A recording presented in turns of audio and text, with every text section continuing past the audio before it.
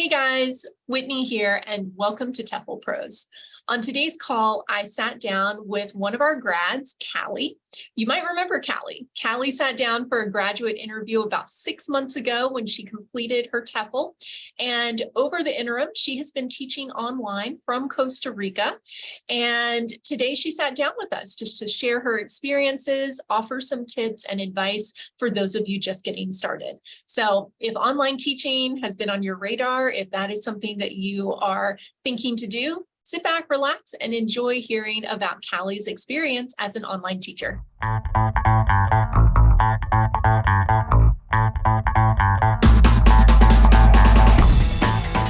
Hey, Calli. Hello.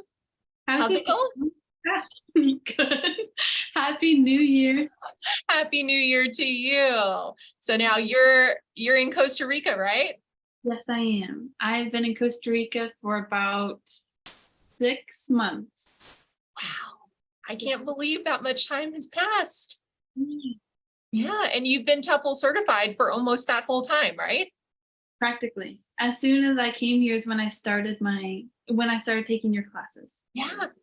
And you finished very quickly. You like blasted through the course. So yeah, we just wanted to take a few minutes here, hop on a call and kind of check in and see how things are going with your online teaching.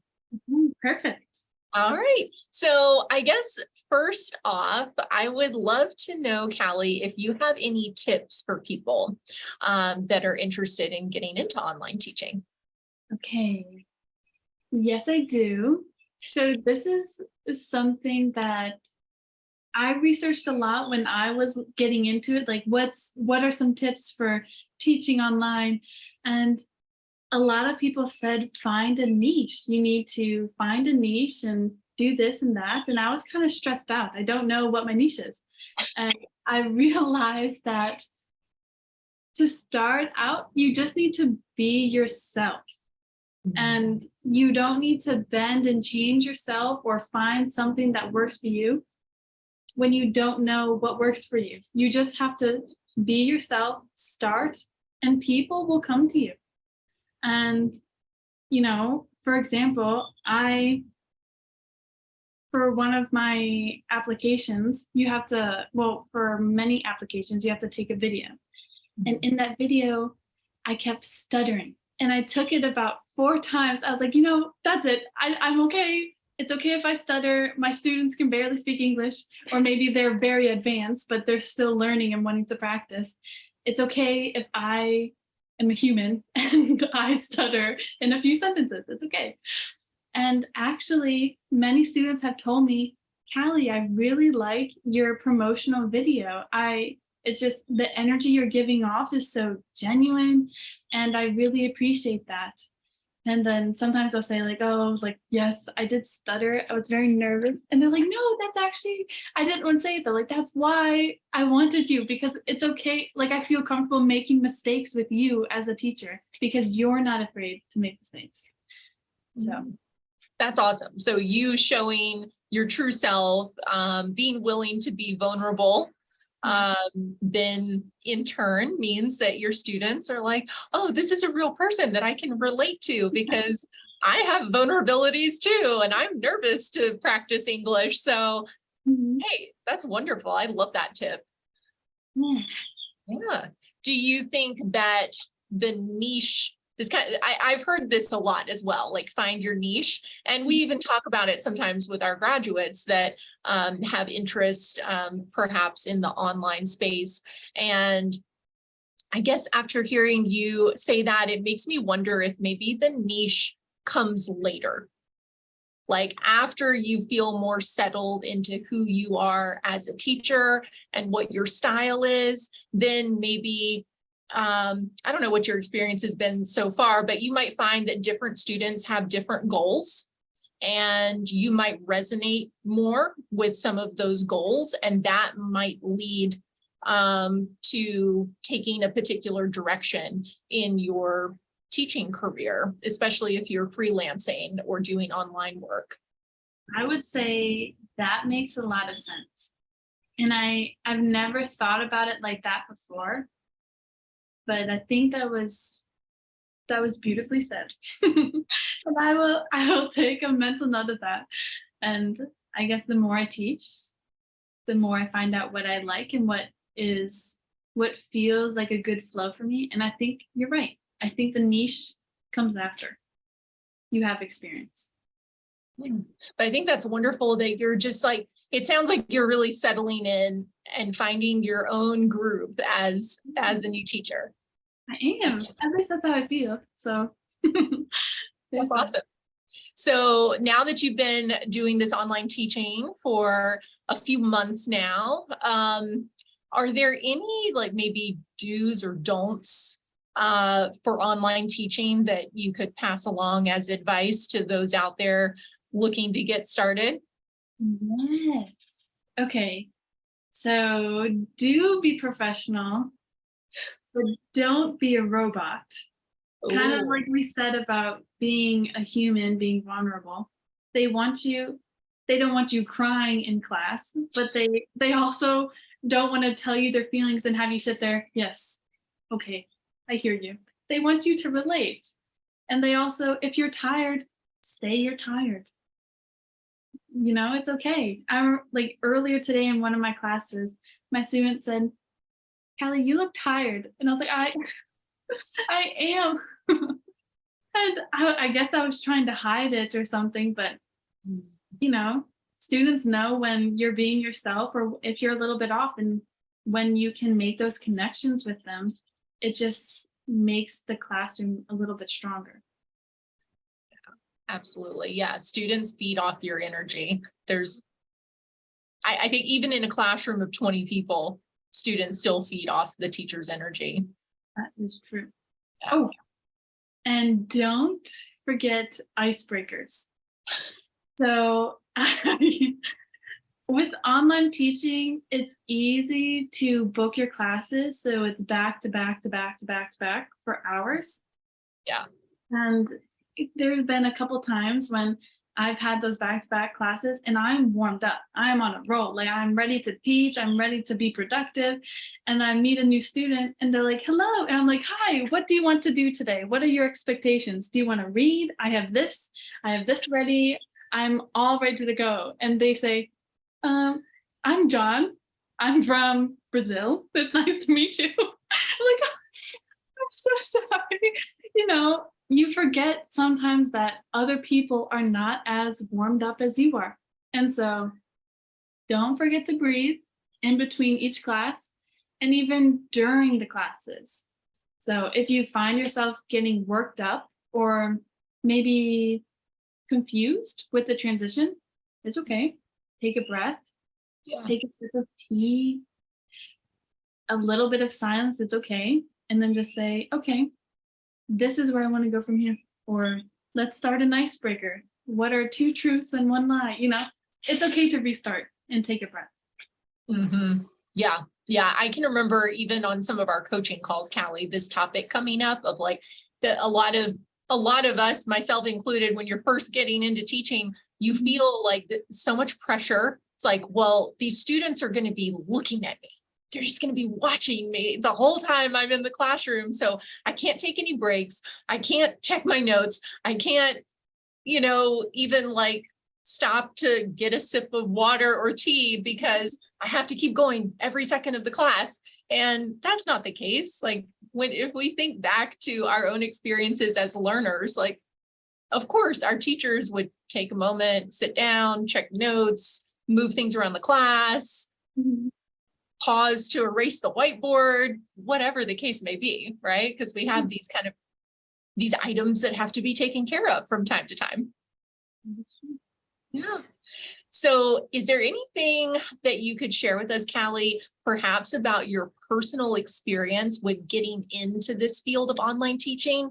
I feel like a lot of folks have questions about, you know, whether it's navigating the interview process, figuring out like their schedules. We get a lot of questions from people like stressed about, oh, I've heard that you have this online calendar that you have to manage and that's how your students book in. Like, what is that all about? You know, it might seem kind of intimidating from the outside looking in. Any experiences that you might like to share with folks today? Yes. So, I mean, worries are just worries. You don't know anything until you just get it over with and start getting into the rhythm of it. So, for the site that I work with, the online calendar is fairly user friendly, and I'm allowed to choose for anyone to book a time with my schedule, or for regulars only, or for kids only. So I can adjust my schedule, even just parts of my day for specific people. I can send requests to specific people who say, like, hey, I want this specific time. And so I can say, okay, I can do that for you. Um, I will say that a lot of your worries start to grow bigger when you're not doing it. So when you just do it, when you just apply, when you just start teaching, it'll work itself out. With your experience, you will get better with the difficult technical things. I don't want anybody to be overthinking it before they start. But I will say one tip that I have for scheduling is start small, and then you can get a little bit bigger, have more hours to your day, because it is easier to add to your plate than to take off. So I love to, put the pedal to the metal and go from 0 to 100. And I will say it was quite exhausting and draining. And there were times when I was so tired and struggling through a class. And I know that my student, they were not getting the best version of me. They were not getting as much from my lesson as maybe my first student of the day was. Mm-hmm. So think of yourself as a resource. You can't give if you don't have anything to give. You need to help yourself to help others. And so I recommend starting with a few hours every day. Try that for a week. And then after that, you can add more. I personally had to play around with my breaks. I found out that I needed an hour-long break in the morning. And then I needed like a 3-hour break in the afternoon, because that's just how my body functions. So like I said, it's easier for you to figure it out if you start small and then get bigger. Everyone's different. So be patient with yourself. That's great advice. I love that, because I think oftentimes the culture we come from, in America, we're very apt to be like, okay, this is going to be my full-time gig. So let's just, as you said, put the pedal to the metal. Yeah. And just like go full force and fill out the calendar, or open the full calendar so that people can book in. And yeah, you have to kind of be wise, use some discernment, be like, okay, I'm brand new at this. For most of us, we're going to be brand new at it after we get our TEFL. So how can I kind of stair step my way into it, and hopefully not like overwhelm myself as I go through that process.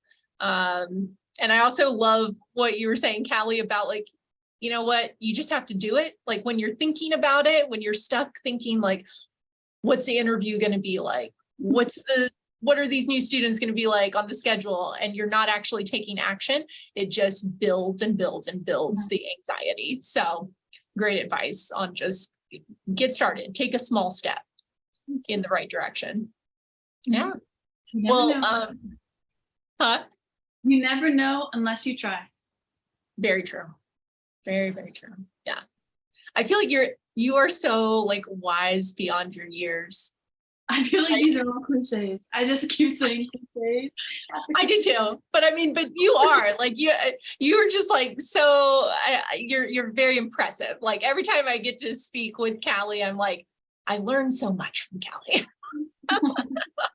Yeah. Like my experience of starting teaching at the same age as you, I'm like, yeah, I had no perspective on like, Yeah, you're doing amazing. I love hearing all these. I had a really good teacher. Oh, well, last but not least, one other question that I thought folks watching might be curious about, and that is, okay, you're straight out of college, you've moved to Costa Rica, you're obviously a very bright, talented person. What made you want to start with online teaching instead of in-person teaching? Well, I would say that's a very good question. I put a lot of thought into it. Yes. Obviously, before I decided to take your classes. It's mostly about, well, this even adds to why I started taking your classes, because your classes are online. Mm-hmm. And so this ties in with like why I decided to teach online. They're very similar and very connected. One, convenience. I can be anywhere in the world. So at this time in my life, I'm kind of floating around, figuring out who I am, what works best for me. I've also traveled quite often. I just got back from Mexico City.